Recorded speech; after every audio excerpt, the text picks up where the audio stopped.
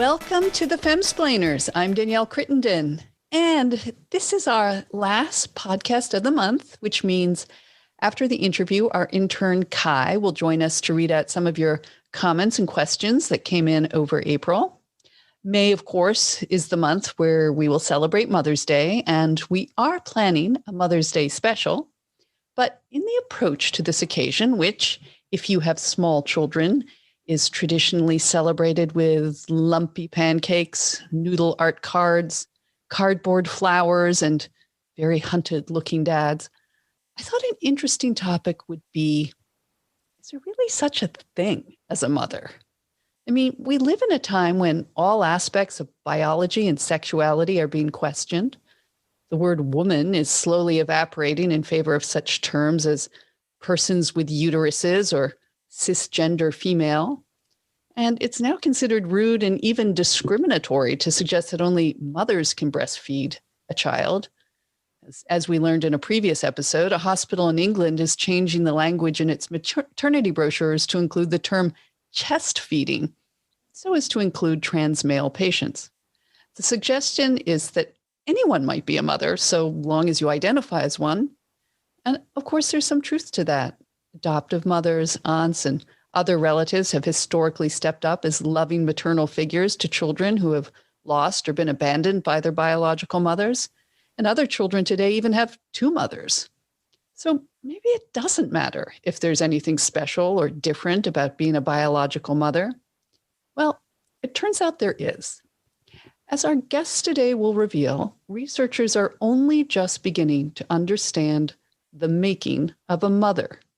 There is now hard science behind our tenderest maternal impulses, our desire to nest and protect, and yes, even the dreaded mommy brain. Remember that time you put the car keys in the refrigerator and the trash in the laundry basket? Yeah, there's data on that. So indeed, as author Abigail Tucker will explain, from the moment a woman becomes pregnant, her body begins rewiring her to become a mother. It's fascinating, amazing, transformative, and even a little bit scary. Abigail's new book is called Mom Genes, Inside the New Science of Our Ancient Maternal Instinct. And that's genes with a G, not as in that baggy, unflattering style of denim called mom jeans. Abigail is also the New York Times bestselling author of The Lion in the Living Room, which was named a Best Science Book of 2016 by Library Journal and Forbes. She's a correspondent for Smithsonian Magazine. And she's also the wife of New York Times columnist Ross Douthat, who has actually mansplained previously on this podcast. They have 4 children, so she's done a lot of field work in this area herself. And I just want to say the book is wonderfully written, part memoir, as she calls it. And it's also just a journey through the incredible science of becoming a mom. Now, just before I bring on Abigail, I want to remind you, if you enjoy these conversations, to please consider becoming a subscriber at Patreon.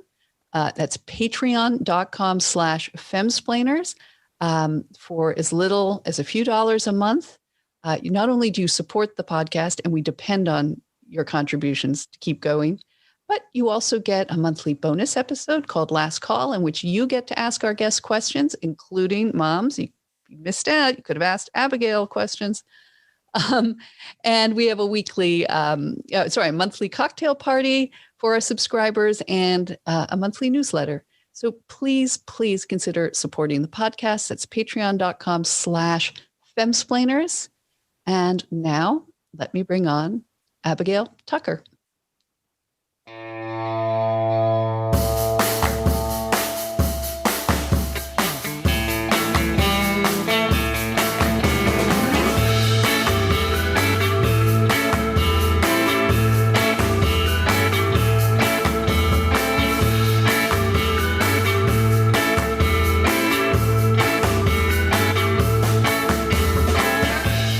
Abigail, welcome to the Femsplainers. Thank you so much for having me on, Danielle. Oh, I am absolutely thrilled to have you on. This is one of the most remarkable books I've read about motherhood. It's so fascinating because I think so many of us who become mothers know that our brain genuinely changes when we become mothers. We know it changes, but until now, we haven't had much science about that. So, and your book opens by explaining why.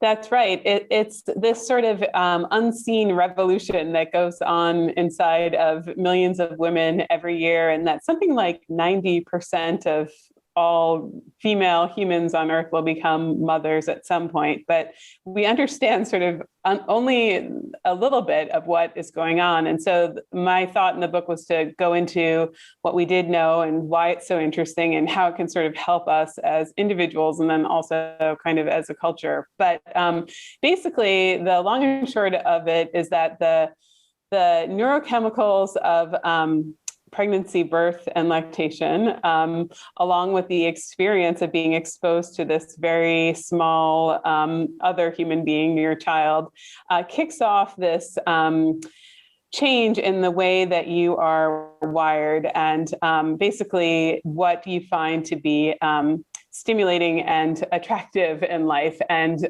so basically you are experiencing an unscripted new response to infant cues that changes your motive for being, basically. And scientists have all kinds of interesting ways of studying this. Well, you point out that one of the reasons we don't know a lot about mothers is because scientists tend to prefer to study babies, and there's so much computer.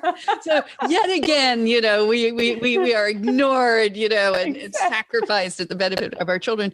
But you also notice that it's been dominated, like, not to sound like an angry feminist here, but that, it's been male scientists, and this kind of interest in what happens to the mother and her brain has been lacking.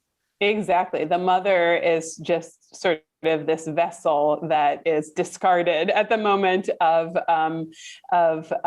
birth, and then it's like, oh, all eyes are on this child. But really, the mother is in a state of sort of plasticity, what scientists call development. We are, like our children, learning and changing at this incredibly rapid rate.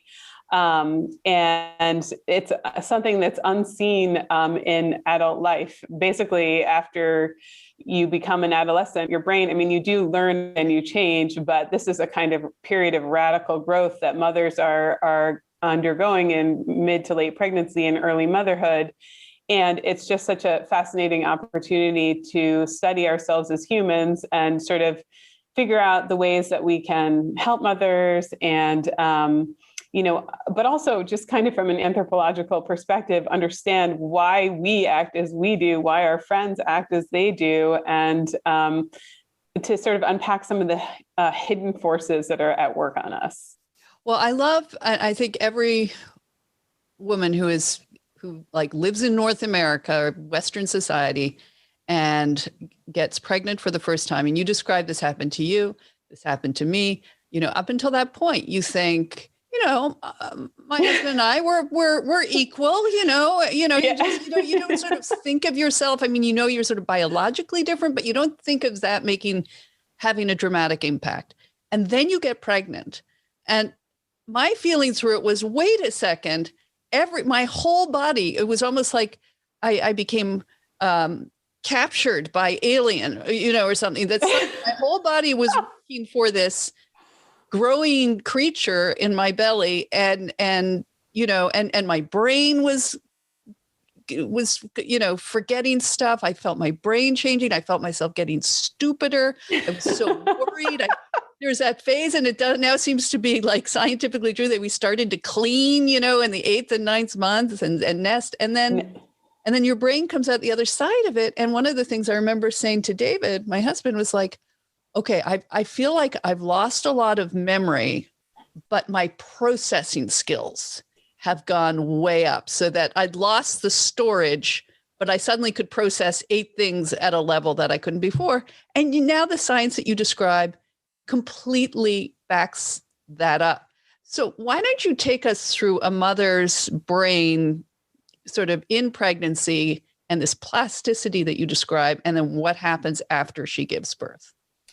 So basically, in pregnancy, you are exposed to varying amounts of hormones like estrogen and progesterone that are changing the way that the genes inside of your brain cells are expressed and causing the gradual growth of new connections between neurons. And we know a little bit more about how this happens in rats because we're allowed to dissect rat moms and not human moms. But we also have interesting ways of kind of seeing how the maternal brain changes in human moms. We could talk about some of the interesting tools. I volunteered for a couple of these experiments, so I became a lab rat in my own right. And then after, so the brain is primed, and then during childbirth and in lactation, you're hit with another set of chemicals, oxytocin, most notably, but also the chemicals of lactation. And basically, they all kind of cause the brain to fire and wire differently and to drink in these perceptual cues that you get from your baby, which commonly in the studies, they look at the way that you perceive baby cries and baby faces, but it also has to do with baby smells. There's a funny study title that I like that's called like, "My baby doesn't smell as bad as yours," about, how even we find like diapers to be slightly enticing. You're basically primed to have this new relationship with this person that you've never met. And the person becomes your alpha and omega within just like, the first 2 seconds that you meet the baby. And there's funny experiments in rats that show how this works, like with, they call them virgin rats, but I don't want to get into the technicalities too much, but rats who haven't ever had children are almost terrified of babies. Child-free rats, I think. Child-free rats. Yeah. They are not into the baby thing one bit. They will flee from babies. They will eat babies. But as soon as they actually give birth, they become basically like baby addicts, and they will press a lever. Not only will they choose babies over food, they will choose babies over cocaine, and they will press a lever in the lab hundreds upon hundreds of times until they get,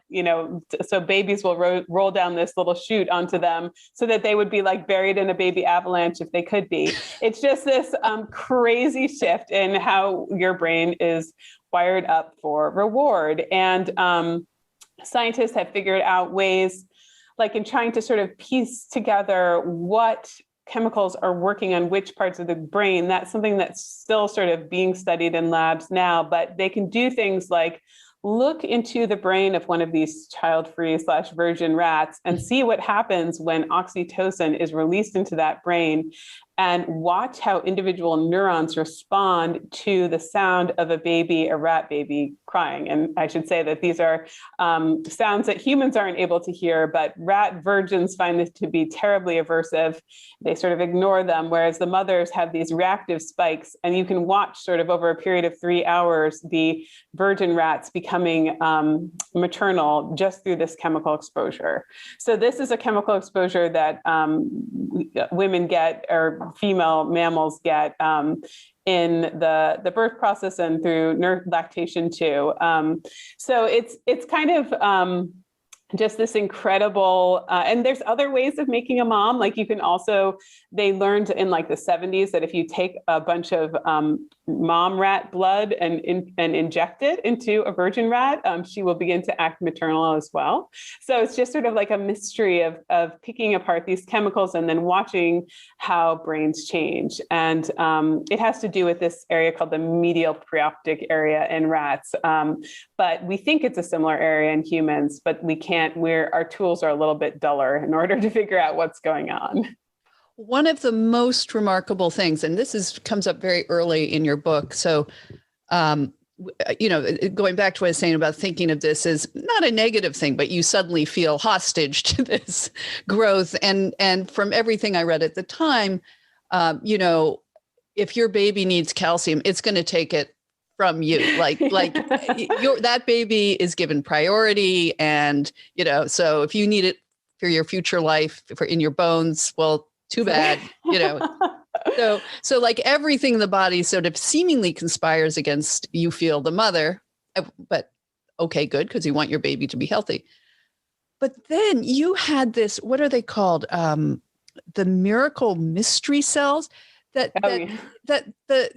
not just that the baby and the chemicals are conspiring, as it were, to make you a better mother or become a very attentive, protective mother, but the baby gives back to you too. It's not a one-way street. And I am not going to be able to, I need you to explain to me how these cells work, because this is a very new thing and it's extraordinary. So that this is the fetal microchimerism stuff where I think so. I know, rolls right off the tongue. Miracle cells. It's a study where it's a couple of labs focus on this, and I went to one of them. But basically, when you are pregnant, some of the cells of your fetus, stem cells, cross the placenta and into your body, into the mom's body. So the baby cells are living in the mom's body, and they basically stay there forever, which is weird on its own. Just the fact that the cells of your children, if you have one, then that child, if you've had four, like I have, then all of them together, and even children, if you've had like a miscarriage, that child, those cells are present in the mother's body, as far as we know, for the rest of their life and the rest of her life. And it's a little bit of a mystery about what they're doing inside of the body. I visited a lab where they study how the cells might affect the mother's heart. And they think that there's a healing capacity that these cells have, that if the mother gets injured during pregnancy or right after birth, that these cells might be able to integrate into the tissue of her heart and help it to heal. And that this is a way of sort of protecting the mother. There's other perspectives on how it might work, and that, the fetal cells might still be kind of in it for their own reasons. They're common in like the breast and the thyroid. And, the idea might be that they're helping to stimulate the mother's body to make milk. But I also love this idea that there's a healing capacity that these cells have. They're also frequently found in C-section scars. And I think that's also kind of touching, but it is a strange field. Like there was one case that I read about where they, looked at this woman's liver, and they found that it had been rebuilt by male cells, and it was, the cells of her son. These cells are also found in the maternal brain, which is also, it sounds like science fiction, but they don't really, this is, and this is exactly what we're talking about. Like if men were to suddenly realize that their bodies were colonized by the cells of their children, I think we would know a little bit more about what they were doing there. But as it is, we just have a few devoted labs, most of which, maybe all of which, are run by women that are trying to sort of piece together what is going on here. And this is completely crazy. And our cells cross into our babies' bodies too. And do they have the same potential restorative effect on? I don't know as much about. It was sort of like my mind was blown enough by the idea of being patrolled internally by my children. That was kind of strange enough. But there was one interesting paper about how your mom's cells, so this is my mom I'm talking about, might be in my body, and they might have some role in figuring out which embryos implant, basically. Like that there might be some way that the grandmother's cells are looking for a genetic affinity or an immuno affinity with the cells of her grandchildren, and that she's in a way like kind of like micromanaging your love life, even if you're not on speaking terms with her, because she's like in your body. So I couldn't go too deep into that. I was just like, this is all getting too crazy, but I just love the fact. And so now they're developing treatments in this lab that I went to at Mount Sinai Hospital in New York, where they might be able to use these fetal stem cells in the bodies of all kinds of people, not just mothers who are suffering from heart, like cardiac problems, basically. So there's right. Well, that was like the most vivid. I just want to stress how beautifully you write, because you do make these things just when you think it might be getting too scientific, you'll just have a wonderful thank you. metaphor. That I get it, but this sort of idea of, especially with a mother's heart, that these little cells race like little ambulances to the destination and fix it is incredible. Let's talk about the maternal instinct, because it doesn't really exist in the sense that when you become a mother, especially for the first time, there's no guarantee. I don't know. No. I remember the nurse, like, and we'll talk about this in a minute, about how they kick you out of hospital here, like ideally the next day, but let alone 2 days. And I remember the nurse sort of handing me this swaddled baby. And I was just like, you can't send me home with this. I don't have a manual. Be trusted. Oh yes. I'm terrified. I'm terrified. And I don't know what to do. But you also say there is some science underpinnings for certain types of maternal instincts. So yeah. So I think what I'm calling the maternal instinct is this suddenly arising drive to care about what happens to that little swaddled thing. I mean, humans are alloparental, and so we have an affinity for babies, but even before we become parents, but it's nothing like that intense, like feeling of complete emotional collapse. What are you going to do? Hand me this baby? I can't take care of this precious creature. That feeling of helplessness is actually related to the maternal instinct. It's this desperate feeling for, help me. I need to figure out what to do right now. The maternal instinct is not to be confused with, as we say, the manual or any kind of like encyclopedia that magically gets uploaded into you that you know actually what to do with the baby. Humans really don't know that much. There's a lot of variability in our behavior globally.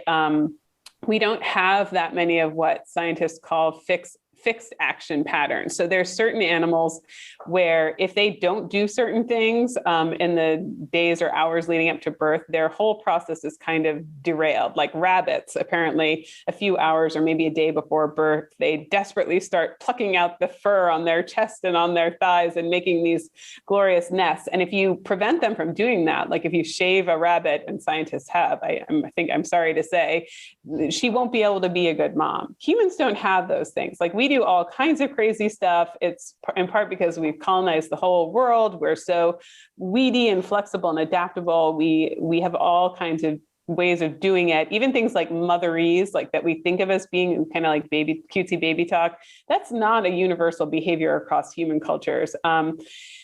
What is universal is the drive. The one thing that I thought was fascinating that is a more universal behavior is this left-sided cradling bias, which is... I was fascinated by that. And the minute you said it, I thought that's totally right. Of course. It's so strange. I had the same reaction that women, some men, and the majority of women, something like 90% of women, whether or not you're left or right-handed, have this instinct to hold babies on the left side. And it has something to do with the way that our brains are designed and the way that you and the baby are like mutually gazing and exchanging information about each other's emotional states. And I just thought that was so interesting because my husband and I have had all these conversations. Like I almost get uncomfortable looking at him when he holds the baby on the right, because I feel like it's just not, and I can't even change the baby's diaper if her head is on the right side. Like I feel like I can't see her face over there.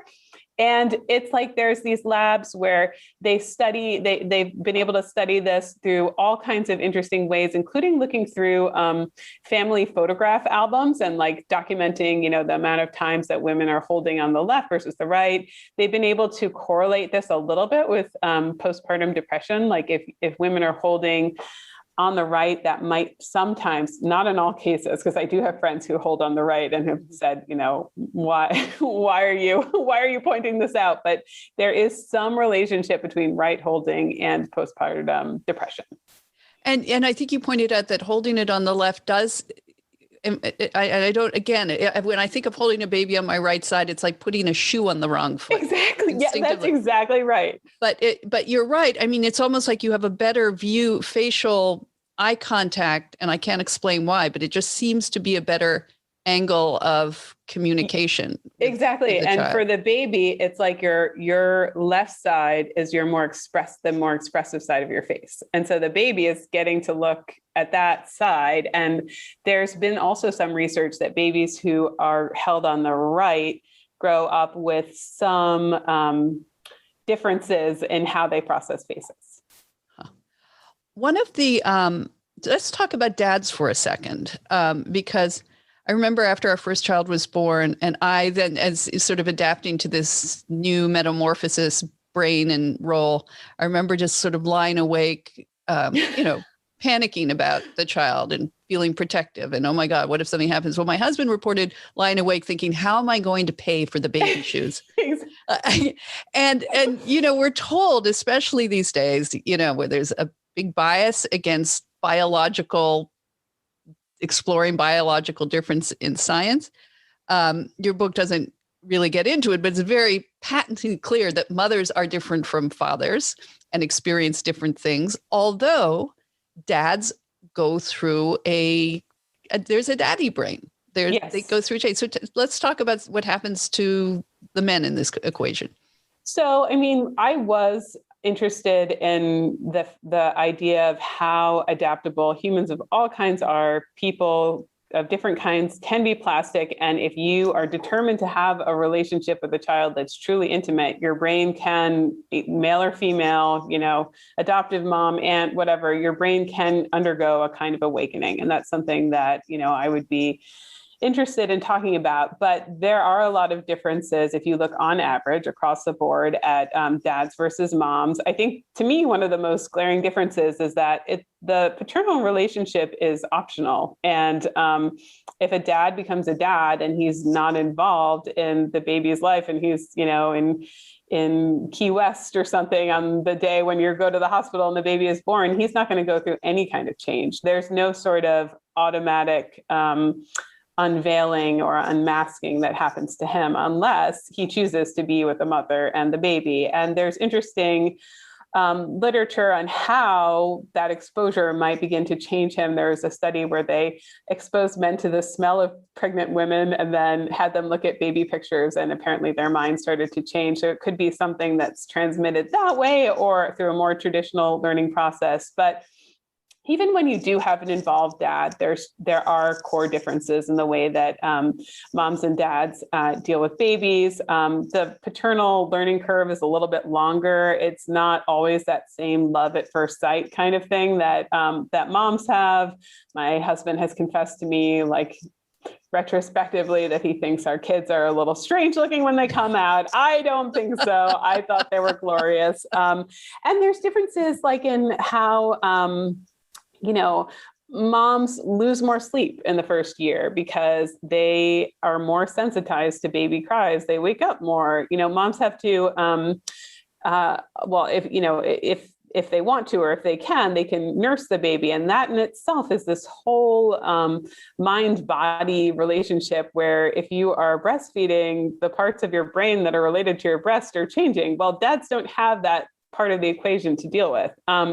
I personally think, and then there's this other, I visited a lab where they study the placenta and the way that paternal genes and maternal genes are represented differently in that organ, and how it's kind of, I don't know, it's a little bit eye-opening how the dad is sort of like pressing through the placenta to sort of basically take the mom for all she's worth. And the mom is trying to protect herself through her genes. But I do think that it's not always that kind of combative of a relationship. And really, there's a literature that says that dads aren't that important when it comes to child survival. Like, it's like, well, dad, take him or leave him. Like, moms and maternal grandmas have more of an impact on child survival if you like survey global cultures. But what I was really shocked to find was how important the paternal presence can be to maternal mental health, and how the dad, in addition to being as good of a father as he can be by exposing himself to the baby, through supporting the mother, can make a huge difference in the way that she transitions into motherhood, and her kind of feelings of stability that can really protect the development of her mind as it's going through this incredible metamorphosis. Right. Well, couple of things. One of course, you touched on it, the rudest awakening that you are biologically different than the father is that moment that you suddenly realize the whole front of your blouse is soaking wet. And you're looking and it's because it's reacted to a baby's cry. It's like sonar or something. Like, yeah. How did that happen? How did it transmit that child made a peep and I just went, yeah, doesn't hit him.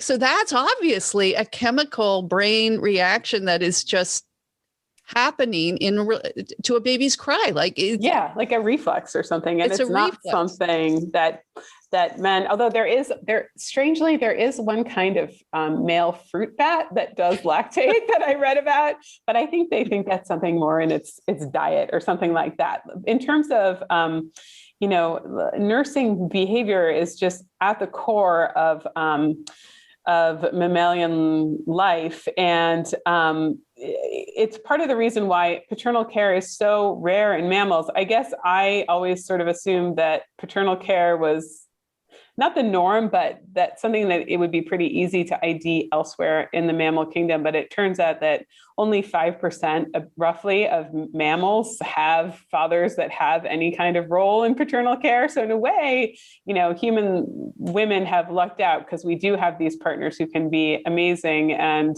just as good at the motherly arts as we are in certain ways. But it's also true that we have a sisterhood with these other animals that, nobody knows where the dad is. He has nothing to do with the baby. And part of that is because of lactation and the fact that, mothers are the food source and the father can't participate in that. Whereas with birds, biparental care is more common because birds don't nurse. So dad and mom can bring food. Right. And I liked, and to go back to that second idea, the other sort of rude awakening, but it was a good awakening in realizing the difference between you as a mother and a father, was you talk about how the role dads play in making you a better mother, a mentally healthy mother. And I do remember that, I guess because I was so wired to jump at every sound, especially with your first child. And I remember trying to put her to bed and then she would cry and I'd like run. And they were reading this book. He said, no, sit for 5 minutes and then put an egg timer on. I remember David physically holding my shoulders and stopping me from, running to pick up the baby. And it was so liberating. His non-obsessive instincts helped me, become less obsessive and less smothering, and also, have an evening that wasn't completely centered around the baby. That feeling of stability is really important. And we've had the same thing where I am the biggest coward when it comes to sleep training and things like that. And Ross will say, this is, we're not just going to live for tonight and you don't want to hear the baby cry for this one night. Like, we're thinking about, 3 months out, 6 months out, where you need sleep, we need sleep, like this, we have to make a change. And that it's true that it's good that he might not be quite as intoxicated with the babies, at least in the initial days, as I am. But we need a bad cop in our lives. We do. He's often the good cop and with our older kids, but it is true. Like with babies, it's just hard to get tough, it's hard. Yeah. Well, one of the things that struck me reading through your book is just how unnatural we've made motherhood seem. and also awkward. So it's like when you say like only 5% of the mammal world where there's heavy paternal involvement, yet we're still trying to impose government policies that insist that men should occupy the exact same roles within the house. You know, when we're lucky to have a man in the house, it should be said, because a lot of single mothers these days. And also that this presumption that they want to be in the house with the baby or taking care of the baby as much as the mother. And by every scientific measure, this does not equate. I mean, I think I agree. I think that well, you know, there's all kinds of people in the world, and I'm sure that there are couples, and I may know some where there is a different way of doing things. But one thing that I think that's been interesting about the pandemic is that it's kind of torn the veil off a little bit on some of these things, and people are seeing, like, yes, when there is a crisis like this, it's the mother who stays home, it's the mother who loses her job, it's the mother who gets depressed and anxious, and it's because, you know, there is a slightly different way that our brains and bodies are set up. I mean, I think that it might be more productive to figure out ways that we can help moms, that rather than just acting like moms are exactly the same as everybody else. And I think that the government, you know, that there's really good policy ideas of how to do that. But I agree with you that I think it's odd that we try to sweep this whole thing under the rug when there's this whole burgeoning scientific literature about how moms' brains are different, our bodies are inhabited by the cells of our children. We don't know why. You know, we respond differently to stimuluses compared to other people. We can look at a brain scan and see how our minds light up differently. And I think we should celebrate those differences. I don't know. That's just, that's been like one silver lining of the pandemic for me, that it's sort of pointed out a few disparities that I thought that I had seen in my own life, but have become clearer because we've been all kind of had our feet put to the fire here. Well, it's true. And I've read the same stories about all these burdens falling on mothers during the pandemic, but they're written, it's always in this sort of politicized way, like, and it's because men aren't stepping up, you know, like it's sort of punitive. And right. I used to say, like, children are the biggest sexists in the world, you know, like it's not the dad. It's like, mommy, do it. Like, to the degree that you're even able to separate or pass off the chores and demands on somebody else, including a willing father, it's like the kids often won't let you do that.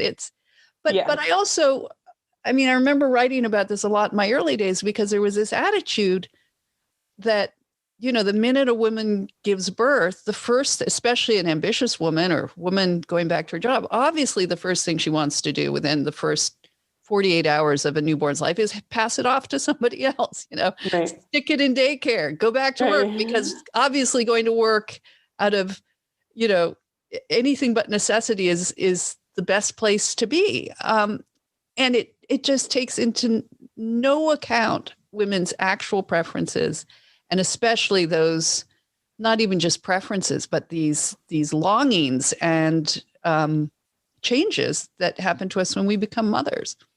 Yeah. And I think a real danger too is conflating you know, some people may have that desire to go back to work immediately. They really may. And that's, I think, especially if you have rewarding work and that's where your support network is and all that stuff, I think that's fine. I don't think there's anything wrong with that. I do think that, you know, though we should, like you say, these longings that women may naturally have should be respected and studied, and also kind of accounted for in the way we design policies. You know, a woman who is going to have a neat job as like a journalist, say, or a doctor saving lives, and they really feel this need to go back, that's really different than like being a seasonal swing shift worker who gets no paid maternity leave and has to go back on the clock in 6 weeks. I mean, I think that can be a really devastating thing. And I think we would be really well served to just kind of acknowledge that, yeah, this is a natural longing, and you have this option. Nobody's making you take this option, but to design for women who maybe aren't able to advocate for themselves as well, to just give them a time when they're buffered from stresses that might otherwise drive them back to work. Because most people go to work because they need money, not because they want to fulfill. Right. I think. Right. I mean, right. No, and of course there's that, and there's also, I don't want to, take away ambition or meaningful work. I think I'm just always struck by how much emphasis is put on the need to work, and it's the need to be a mother is somewhat denigrated or seen as embarrassing. Exactly. And you also talked about, I found this really, really interesting. I would like to talk about a little bit about the policies that you talked about, how much more postpartum depression there is here, how much more loneliness. I mean, it's almost like we're not as prepared to be mothers as they are in other countries. And you mentioned that the Dutch have the happiest babies. Talk a little bit about that. Why is it so much harder for North American women? Well, there's these differences in, and I, again, was floored by this, that there are these measurable differences in infant temperament from country to country. And American babies are not, I'm not sure if happy is the word that they would use, but that's the word I would use. They're not as easy to soothe. They don't smile as much. And the researcher that I spoke with about this said that she thought it was because there's this kind of feedback loop between mother and baby, and that American mothers kind of are, I think she used the word to carry on the baby language, are in like a stress incubator here, where we are not given the space that we need to go through this period of development, which is what the maternal transformation is. It's not some like name check type idea or just kind of a new job description. Like, your brain is actually growing and changing and transforming. And if you don't give people the space to go through that in a safe way, they can get really depressed. And so America is another woman studied, global postpartum depression rates, and found that new moms are happier in Nepal, which is not a rich country, but there's and we're not sure why there are these differences, but it could be that there's a difference in the way that family life works. Differences in income inequality seems like a really bad thing for moms, and also cultures where young women are sort of forced to work more than 40 hours a week are also not that good for moms. So I thought that was really interesting. Again, the fact that women have a maternal instinct. We are turned on without meaning to be to these baby cues, but our natural development can be modulated by all these forces, which may be institutional in nature, or they may have to do with the details of our own kind of micro life and personal situation.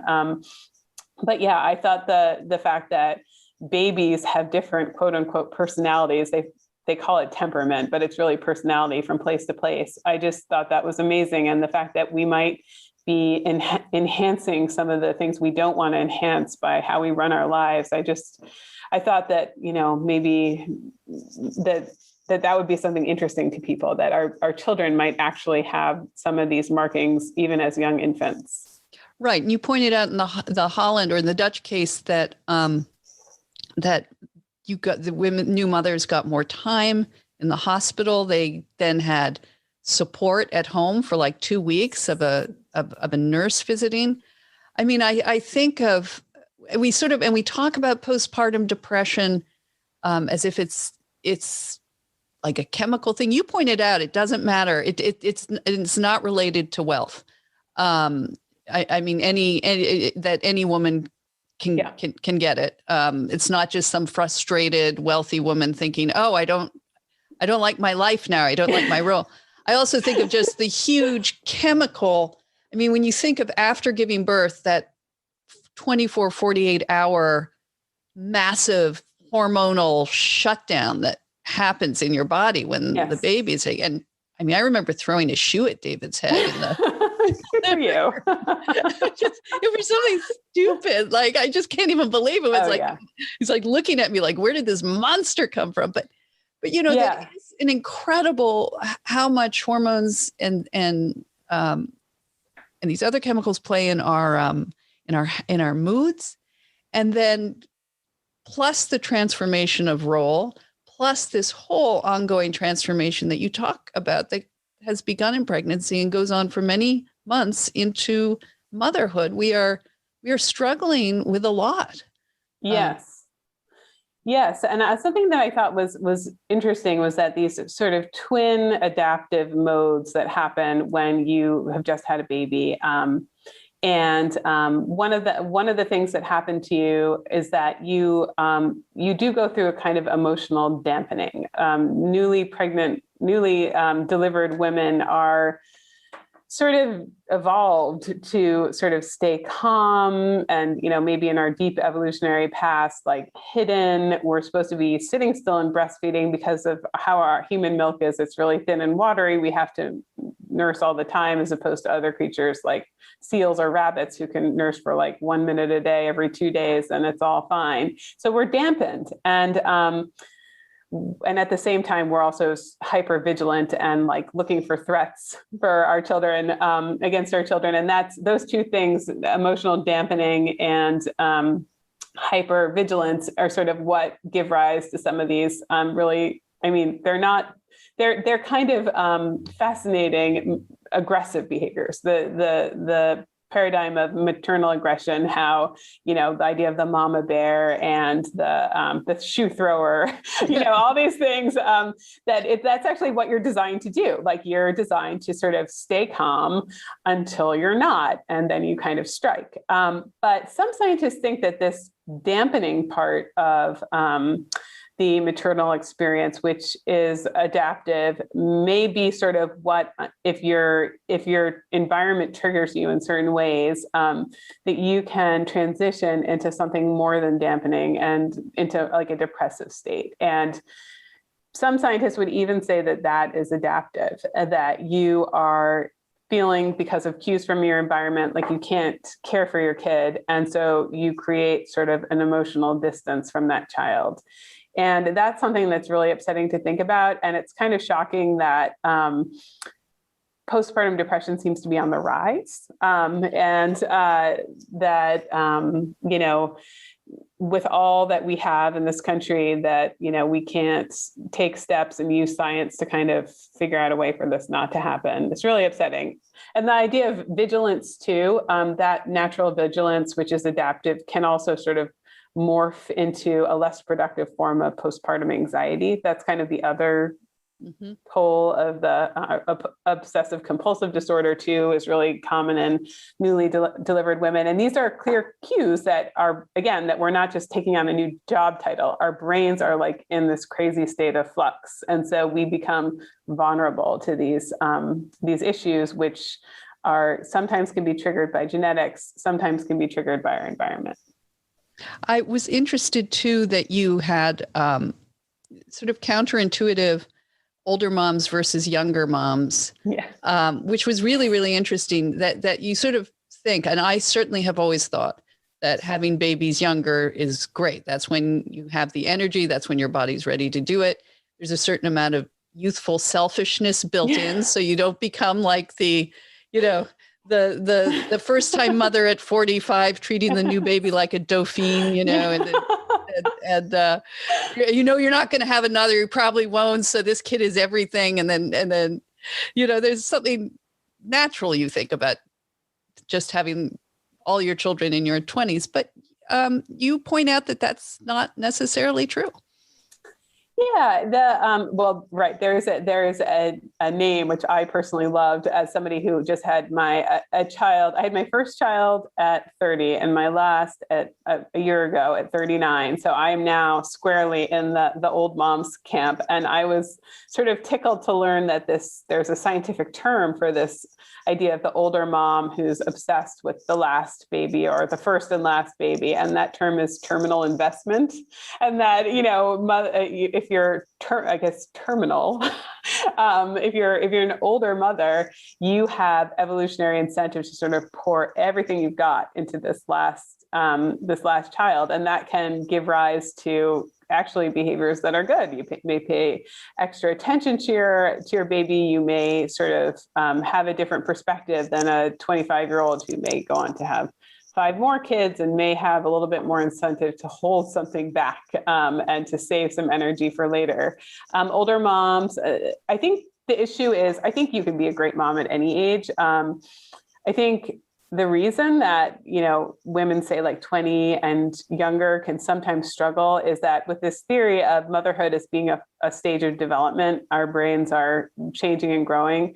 Well, we know now that the human brain just from childhood doesn't stop growing until early 20s. And so if you're undergoing 25, right? 25, yeah. So if you're undergoing these two things at once, maybe the maternal transformation takes a different form if your brain is still growing into a grown-up brain.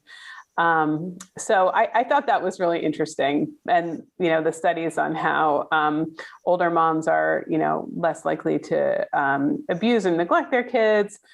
It's hard to tease out these days from having more stability in your life, because like we've been talking about, the environment and the cues that you're getting from the world around you can shape your behaviors. And it's possible that, it's sometimes a social thing that, certain, like maybe the most privileged women are able to wait till later ages and to, do IVF and things like that. And I'm sure there's a bit of that in there, but people have tried to control for those factors. And it does seem that older moms are kind of built to do some of these things a little bit better. And there's also differences between first-time moms and third-time moms, right, or eighth-time moms, which I think are interesting too. Well, I was 39 when I had my third, and I was worried about the age. And actually, in the end, things did go wrong at the end, but thank God everything turned out all right. But my doctor was just like, no, you've had kids before, so it's not the same thing as being a first-time 39-year-old mother. But I found that actually, we joke that our third child grew up feral. We were the most neglectful parents. It's like, yeah, do what you want. Put yourself to bed. I did think you guys had 2 kids and not 3, so maybe there is something to this. But I completely, my third, it was my fourth child's birthday. She turned 1 on Wednesday, and at a certain point during this little party we had outside for the baby, someone's like, "Where's the baby?" And we like found her in this bush where her sisters had left her. The birthday girl was like eating a twig in a bush, and I don't know. I'm sure there's a silver lining to that life. I think so too. Actually, it makes you. I think actually, given our modern sort of helicoptering culture, that yeah. Okay, we maybe don't want to go back to the 70s level, yeah. but not all the way back. There's something to being a little less obsessive. Well, last thing, I think the one thing that you point out in your book too is no matter what chemical changes we go through, no matter what our brain happens to our brains, we ultimately have a limit to our influence as mothers. And that's, kids, you talk about they're trying to make how kids come out, allowances for different type of mothering. But in the end, as you know, mother of 4 children, kids are going to come out who kids are going to be. And this whole idea that we can have control over their personalities and their development to any profound degree is... Yes, that I thought that was super interesting. These labs that, I was stunned when I learned a lot about, infant temperament, infant personality. Some labs study fetal temperament, and the idea that when your child is still developing inside of you, they may, through their movements or through chemical signals that they send out through the placenta or through those microchimerism cells that we were talking about earlier, they are already influencing you, and they're kind of showing you who they are. Some fetuses move like 5 times more than others. And this woman at Johns Hopkins who I spoke with thinks that this is a way of kind of prepping the mom on like, hey, you got an active kid here. And then when the child comes out, there's these labs that study the way that the child's personality shapes the mother's, and even things like having a girl versus a boy can be a different kind of experience. I mean, not all girls are the same, not all boys are the same, but they, from the womb, mothers of boys are more vulnerable to like preeclampsia and C-section and different forms of inflammation, postpartum depression, all of these different things. And nobody ever told me that. Like, I just felt like, when I had a son, I feel like somebody like the OB should say, hey, there's all these different, having a boy, there are certain red flags that you should watch out for. It's like, I don't think it's because the moms aren't interested. I wish that we would be told some of these things, because this information is really quite handy. I think just to know, now that everybody knows in advance if they're having a boy or a girl, to know like, hey, I'm slightly more at risk for these conditions, or other details of gestation. I also thought it was interesting that there was one study that showed that women who had 4 or more boys were likely to die young. And I was like, I wonder why that. Yeah, exactly. I don't want to know that, actually. I know, exactly. I think I would punch the doctor. It's a marginal thing. And that was a study that was, I believe, done of like records from the past. But, having a male child is taxing. And it changes the kind of breast milk that you make, and it changes the sort of immune reactions that are going on in your body. And I don't know. I just kind of feel like this is information that women deserve to know. Not that it's. So you mean toxic masculinity starts early. Toxic masculinity is beginning in the womb. Yeah. Not that you would never do. These are just.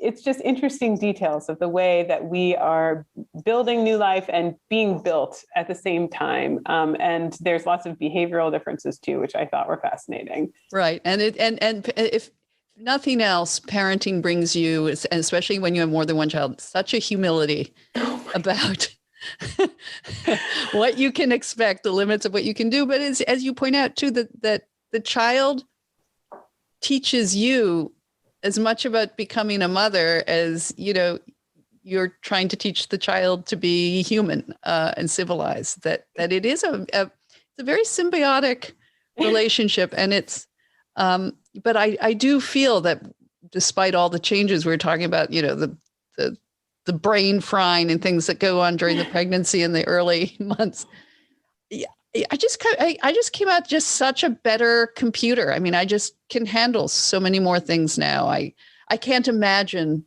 not being a parent and not going through the incredible, enlargement of the soul that being responsible for another child, or another human being, and learning everything that you do. And you can't convey that to people without children. And I don't mean people who can't have children, but who are sort of weighing the pros and cons. You can never explain to them. It's unexplainable. No, you can only explain all of the downside. But then if your book about talking about how when part of the, oxytocin, that floods you and is as strong as falling in love for the first time when you look at your baby. You can't really convey that. Exactly. That there's labs that study how pair bonding, the way that we feel about, you feel about your romantic partner, that this phenomenon, which is rare in the animal world, most animals are not like bound, especially mammals are not bound for life, that this is sort of piggybacking on this way more ancient maternal circuitry. And so I guess that is a way to think, to tell somebody about it who hasn't been through the maternal transition, to say that you will feel about your baby the way more than you ever felt about your, favorite boyfriend ever, or the person, or even your dog love these days. Yeah, your dog is preying upon your maternal instincts. But I completely, I think that's what was something that I really wanted to convey, that we can still have kind of a sympathy for people, not a sympathy, but kind of, I remember how I was before I was a mother, and I don't know that I could have ever explained to that previous person what it was like, because what we found to be rewarding was different. And so that person my previous self, my ex self, I don't know that I could have persuaded her how important and how life-changing it was, because she didn't have the sort of equipment or the experience that you need to undergo that. And so I feel like by remembering these other modes of being, we can kind of have more constructive conversations as women and as mothers, just being like, I know that I can't argue you into this, because your brain literally hasn't jumped through these hoops yet. And I think that's important to remember too. Right. As you point out, there's a strong argument for those mimosa-fueled brunches that you get before you have kids. Those were good days. Those are good days. They come back. Your kids grow up. Believe it or not, Abigail, my eldest are now like 29 and 27, and they're highly useful. They're competent. They're great company. This is music to my ears. They cook. I mean, computers. Oh, that's what I need. Yes. I feel like my 5-year-old's already better than I am, but that's one interesting thing. And I thought a lot about what is it about human motherhood that is unique among other animals. And the fact that we have these relationships with our children that seem to only kind of get richer with time, that's not that normal in the animal world. Like a lot of animals, I mean, there's a kind of seal that, the baby is born, the mother nurses the baby for 4 days, and then she basically dives into the water and never comes back. And the baby has to just kind of grow up on its own. A lot of animals just kind of cut ties with their offspring, when the period of lactation ends. And one of the interesting things about us is how we really don't do that. And there's all this literature on grandmas and how they are evolved basically to both help out with babies and to kind of safeguard the mindset of young women who are going through the transformation. And I just thought that was really an interesting add-on to us. The only other animal that goes through that has sort of a comparable structure of grandmothering seems to be killer whales. And I don't know, I guess I never really felt that I had much in common with the killer whales. Except in 9 months pregnant, then exactly. Then we're in the same league. Yeah, Shem. But I liked learning about that. And there was even a little bit of stuff that I didn't get into in the book, but about how like there may be sort of a rejuvenating effect for grandmothers, that women who've had children throughout their lifespan may have a different experience towards, the second half of their life, or where they, have a different, slightly different way of being. There are some studies about Alzheimer's disease that are trying to kind of piece together how does either stuff like exposure to estrogen and or even those microchimeric cells we were talking about, how do these change women's outlook in terms of the way they age? And being a mother is not just about those 9 months of pregnancy. It's not about the elementary school years or even college admissions. It's this like lifelong player in our bodies.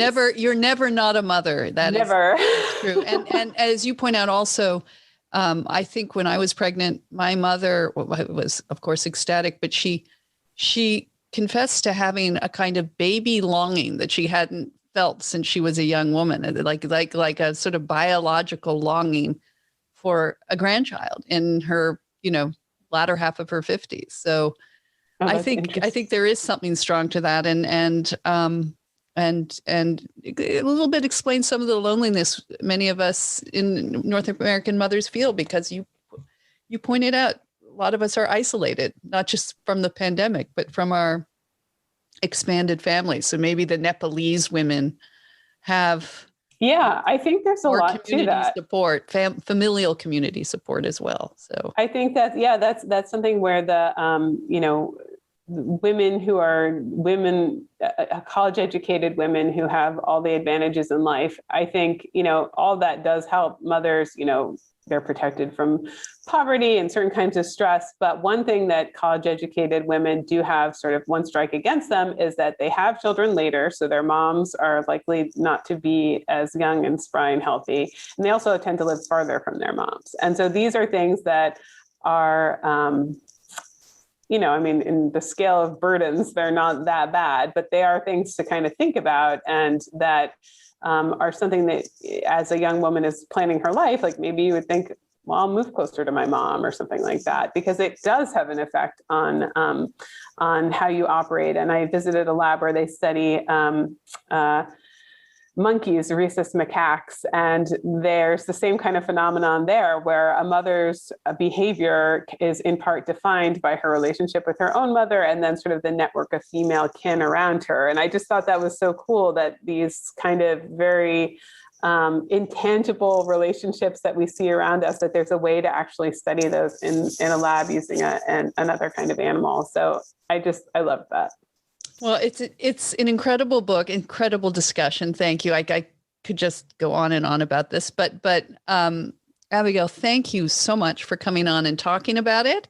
Every mother and would-be mother should buy this book, or maybe not the mothers on the fence. It might get too scary, and some of the like what will happen to Buy me? Later. Yeah. Buy later. Anyway, thank you so much for coming on. Thank you so much, Danielle. This was wonderful.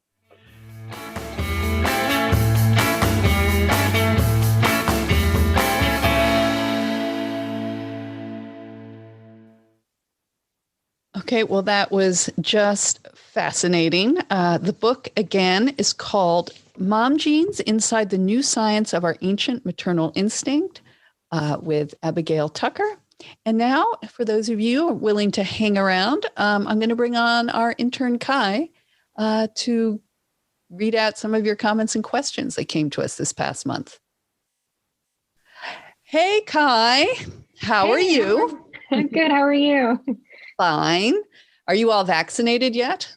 I'm close. I'm first dose in, getting my second shot in a week or so. So hopefully pretty soon.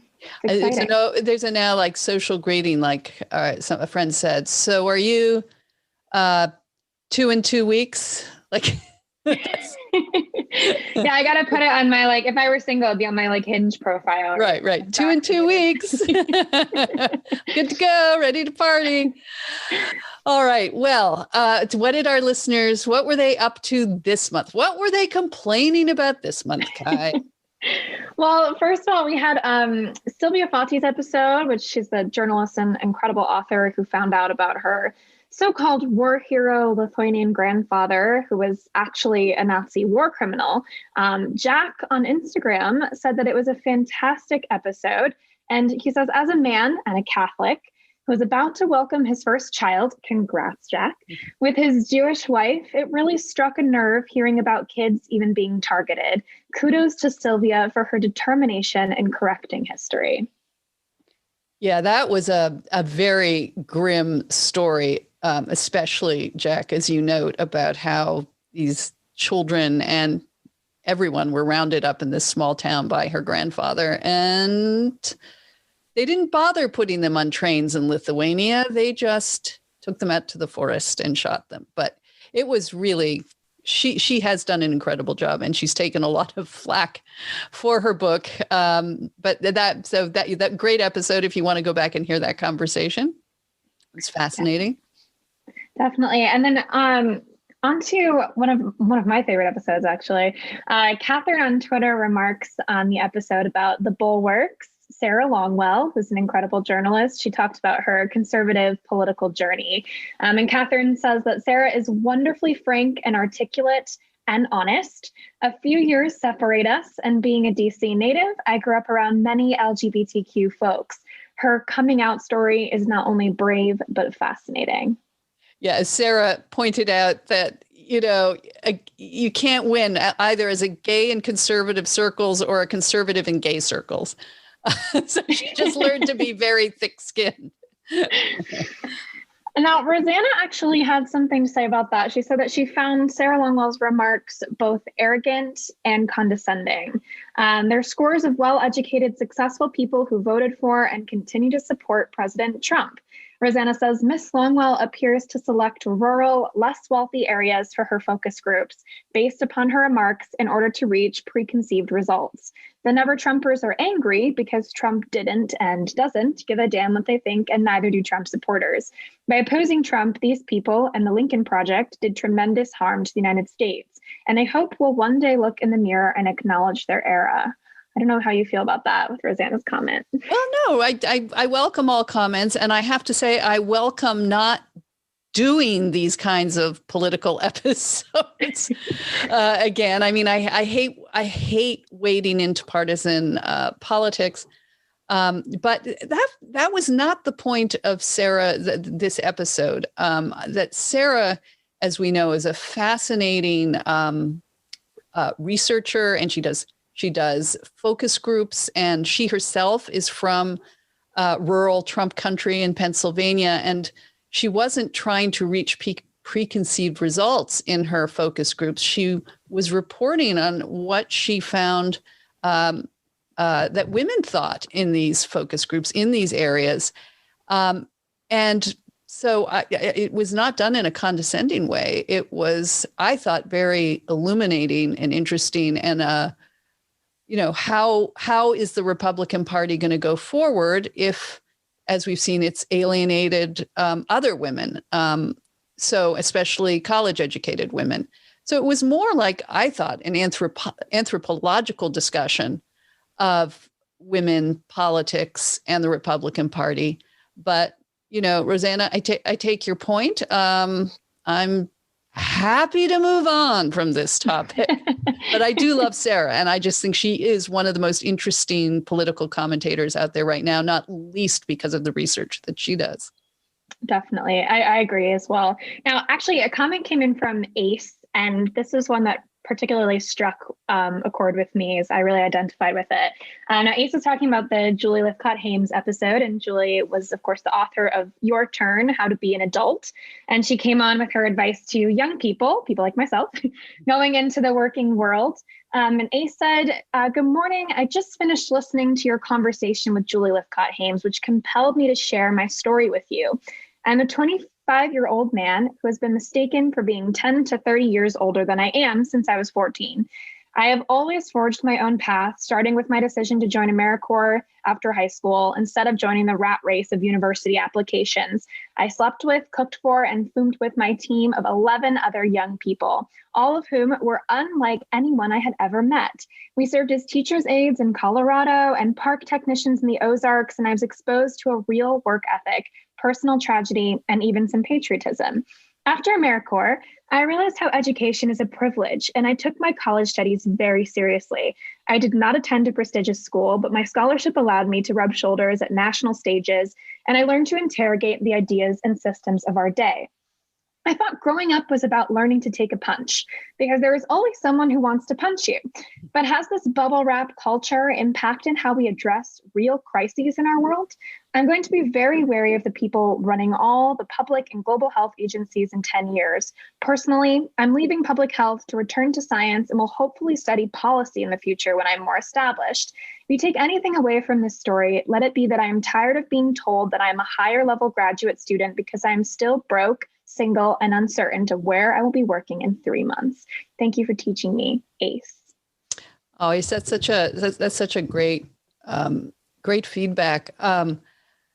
Kai, I've often thought, actually going back to even what our previous writer was saying about partisanship, I think it would be wonderful if people of your generation, the Gen Zers, did do some sort of mandatory post-high school year-long program that took you, whether it's AmeriCorps or, it doesn't have to be military, but something that mixed everybody together from all different walks of life, because I do feel we are in these bubble-wrapped bubbles. And I wonder how you feel about that. I've actually always loved the British system with the kind of like a lot of people take a gap year. Mm-hmm. And it's pretty encouraged in that gap year to travel or to volunteer or whatever it is that you're going to do before you continue on with your either college studies or secondary education, whatever you're going to do. And I think that's something that we're just really missing. Because a lot of people come in too young, and then what they do, because they're encouraged after university, they don't have enough experience for real working jobs. Then they go into a master's program with having no time outside of school. Name is Kai. I spent only a year. Outside of school, which is wild to me. I would have loved to have some, encouraged time to volunteer or to do something different. It really, I think, gives you a perspective. Well, and also you're coming out now. It would be great to break this, as he calls it, this university application rat race, where the minute you get out of high school, you start accumulating ridiculous amounts of college debt. And for what, in many cases, and you have this rough economy that you're graduating into, which I think is, maybe it'll be a little better these coming few years, but still, there's no lifetime jobs anymore. It's a different world where the American dream is a lot harder, I think, to achieve. But I agree with you, getting out there, getting real world experience, but also meeting people who aren't like you, I think is amazing experience. All right. Any more? Completely agree. So we have some slightly more unfavorable comments that I'm going to read out here on our Royals episode. I can take it. I can take the punches, Kai.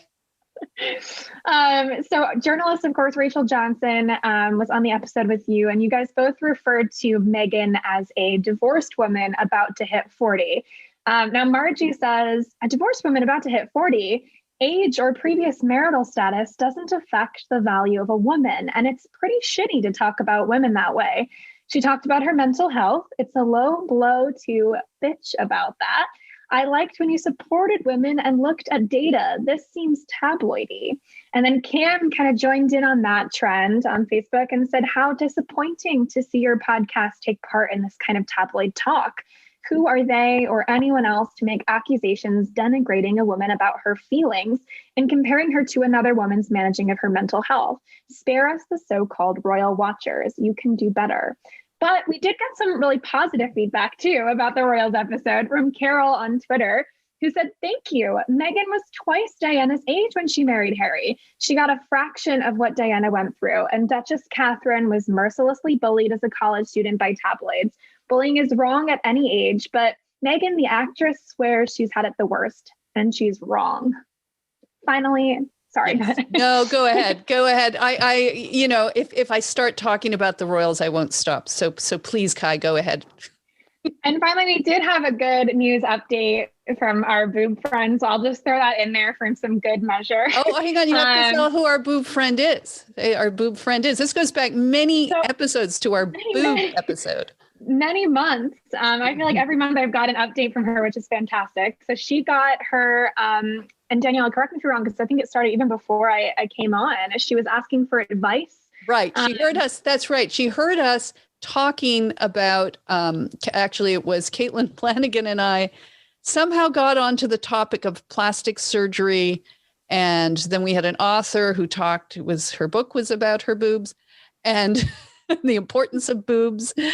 And this woman reached out to us over Twitter, and she was inspired. She asked whether she should do it, and we gave her the pros and cons. We did not urge any decision. And then she decided to do it, and she's just given us, I think, a final update. Yes, she says a further and final update. The boobs are done.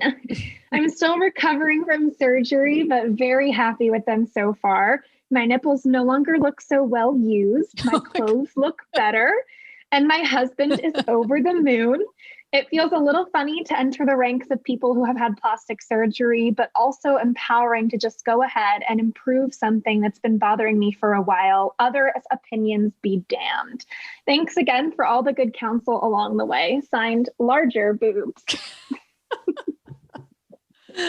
Oh, well, I am so glad you are happy. I would hate it if she wrote us and said, you guys influenced me and then I got it and I hate it. And I'd feel really, really bad. So, well, good luck with that. I think that's wonderful. So is that it?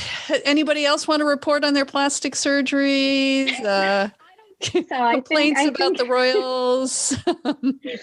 Yeah, I mean, I think everyone, it's so funny too, because I feel like the royals was everyone was kind of like at each other. One was on one side, one was on the other side. It's a controversial topic, more so than, Sarah I know Longwell. there's Team Meghan, there's Team Catherine. I have to say, I am in no way a fan of Tucker Carlson, but I did read after the Meghan and Harry interview with Oprah, and he was so, he had, that Tucker Carlson perplexed look on his face where he said, who is this Meghan Markle? What some bridal fitting was her 9/11? What was that about?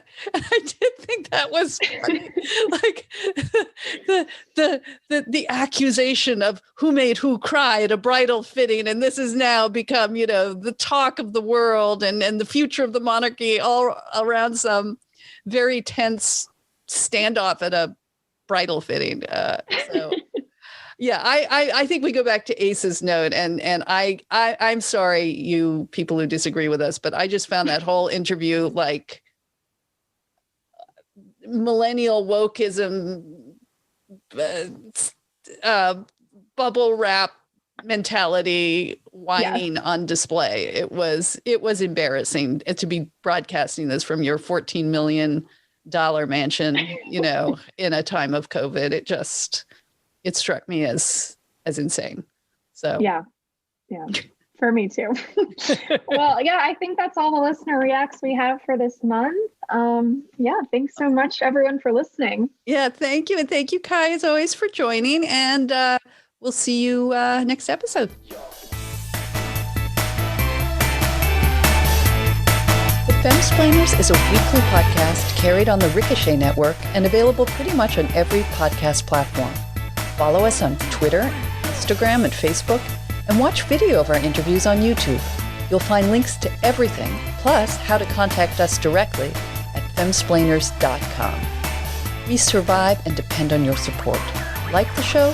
Consider donating as little as $1 a month at patreon.com/femsplainers and get our exclusive monthly bonus episode, Last Call, in which you get to join the conversation with our guests. And there's much more.